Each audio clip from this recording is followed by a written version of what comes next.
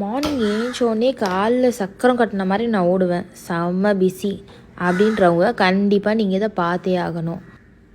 என்னோடய டீனேஜஸில் உனக்கு டெய்லியே ரொம்ப பிடிச்ச டைம் எதுன்னு கேட்டால் ஆஃப்கோர்ஸ் எல்லார மாதிரியும் நானும் நைட் லைஃப்னு தான் சொல்லுவேன். நான் நைட் லைஃப்பை கொஞ்சம் அதிகமாகவே என் ஸ்கூல் டேஸ்லேயே என்ஜாய் பண்ண ஆரம்பிச்சிட்டேன். ஏன்னா என் பேரண்ட்ஸ் என்னை நைட்டு 12 மணிக்கு 11 மணிக்கு பீச்சுக்கு கூப்பிட்டு போயிட்டு விடிய காத்தால் 1 மணிக்கு 2 மணிக்கு தான் கூப்பிட்டு வருவாங்க. அது வரைக்கும் நாங்கள் பீச்சில் ஜாலியாக ஃபன் பண்ணிகிட்ருப்போம்.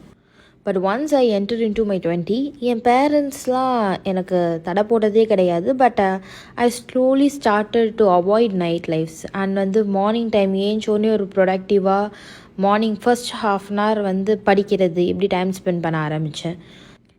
இப்படி என் மார்னிங் ஃபர்ஸ்ட் ½ அன் ஹவர் நான் படிக்கிறதாவோ இல்லை வேறு ஏதாவது ப்ரொடக்டிவாக ஸ்பெண்ட் பண்ணும்போது அன்றைக்கி டே ஃபுல்லாக நான் படிக்கிற மாதிரியோ ப்ரொடக்டிவாக இருக்கிற மாதிரியோ எனக்கு ஃபீல் ஆச்சு.